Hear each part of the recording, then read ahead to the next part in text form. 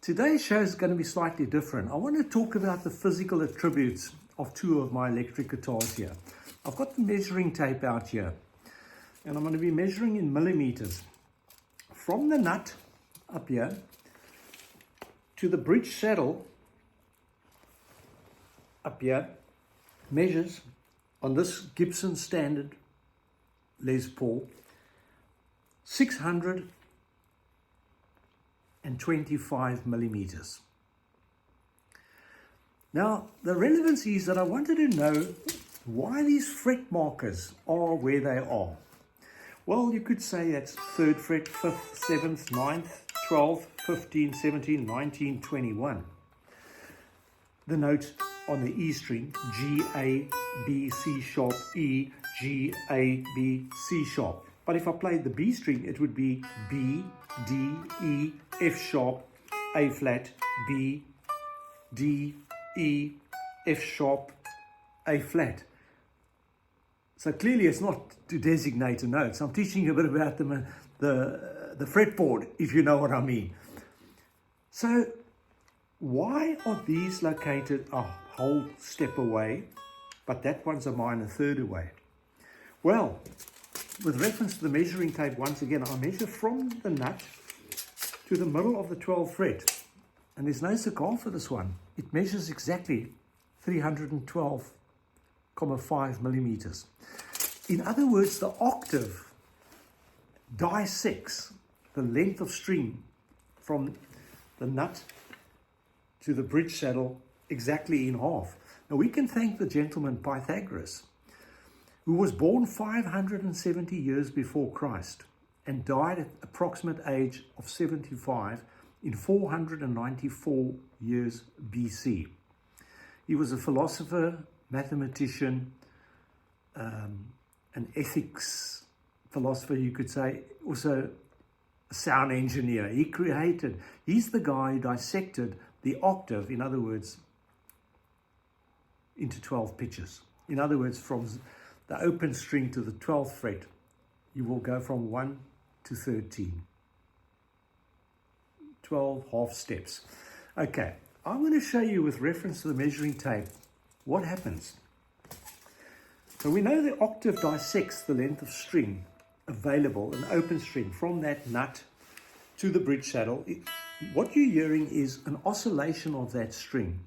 It's sending a sound wave by the laws of physics to your eardrum, which is like a snare drum skin, a pig skin. The sound wave hits your eardrum. There's an audio nerve attached to it, which then goes somewhere to your brain. Your brain determines that sound you hear. When I depress it at the 12th fret, what you're hearing is nothing down here, although you do see guys going that side of where they're depressing the note. But the part that you actually should be hearing is from where you depress through to the bridge saddle. That's really what you are amplifying. Hopefully you are. Okay, so we know the octave dissects the length of string. When you play the perfect fifth interval, now if you know your major scale, it's with reference to the national numbering system, it's given the numbers 1, 2, 3, 4, 5, 6, 7, 8, then you're moving into the next octave. There's 7.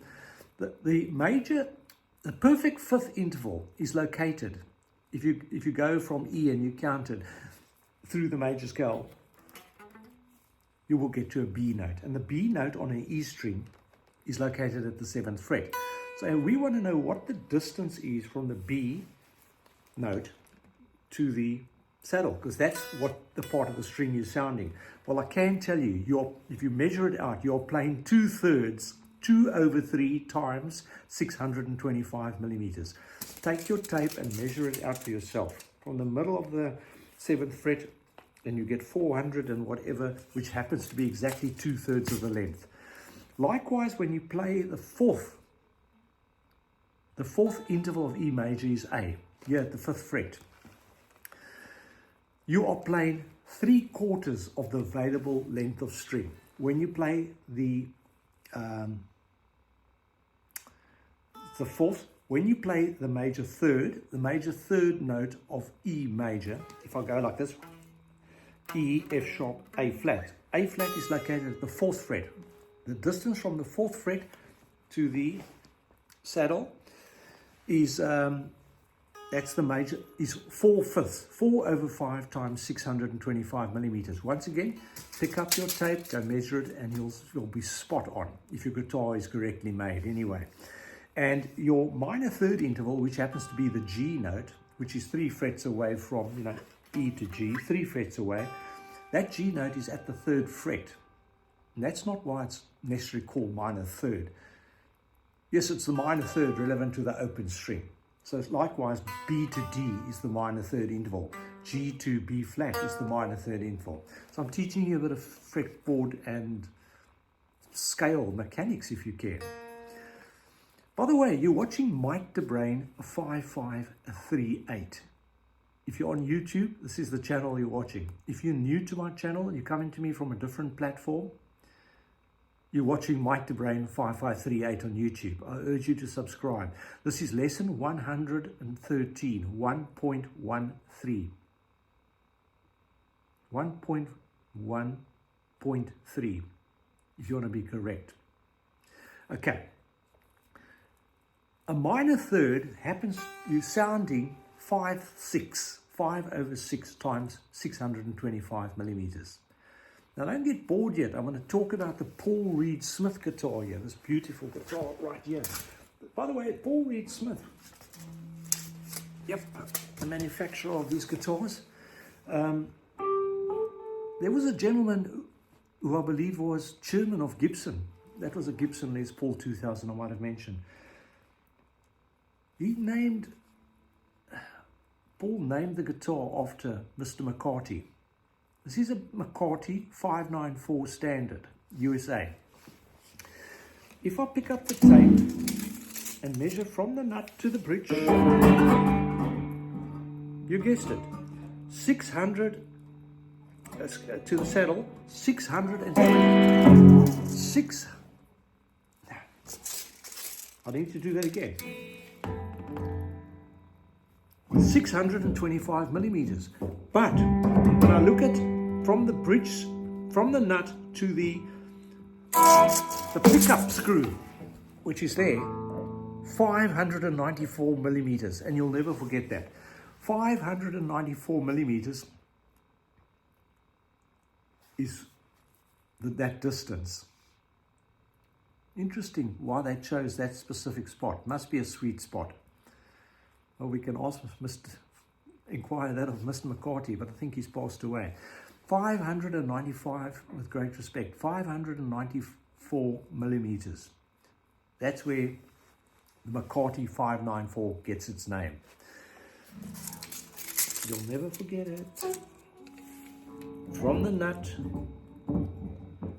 to the bridge pickup magnet screw, 594 millimeters. Hopefully that you found this very informative and that you send all your students, if you happen to be a music school, to my channel and get them to subscribe. My channel has been going, although it's been going maybe 6.5 years, I only reignited it. I only ignited it with, I had 6 subscribers after 6 years. I've now got 600, heading to 680 if you subscribed. In just, where are we now? The 6th of, it's the 4th of June. So, and I started on the 4th of December. So that makes it, in 18 months, I've got it up to 680 if you subscribe right now. I have a lot of lessons for free and 99.9% original songs where I'm just jamming and howling in the mic. So if you don't know me, my name is Mike, but I'm not a vocalist. But who else can do it? Sometimes you'll see me jamming with my friends. Keep an eye on my channel. I think you'll enjoy some of the stuff we do. So we're going to do predominantly original material, which I predominantly write, or just try and blow your head off. You know, a lot of the stuff is spontaneous and tongue-in-cheek. But I'm getting better. I'm getting better, they tell me.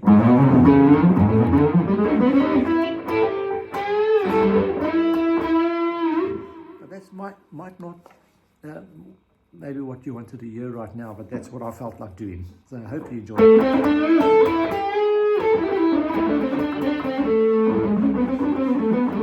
need to go play some guitar because I've just come from work and I'm not warmed up yet. But I appreciate you with great sincerity watching my channel, and I hope you find it very informative. Check out my lessons, Guitar Lessons 1.01. I'm now sitting at Guitar Lessons 1.13. You might be astounded with some of the material that's contained within those lessons. Unlike this one, a lot more practical information, theoretical information that you can truly, honestly use. And I have several people who've written to me privately and are most enthused by my enthusiasm. And that's what I want to share with you. The joy that this instrument will give you. Thanks for viewing.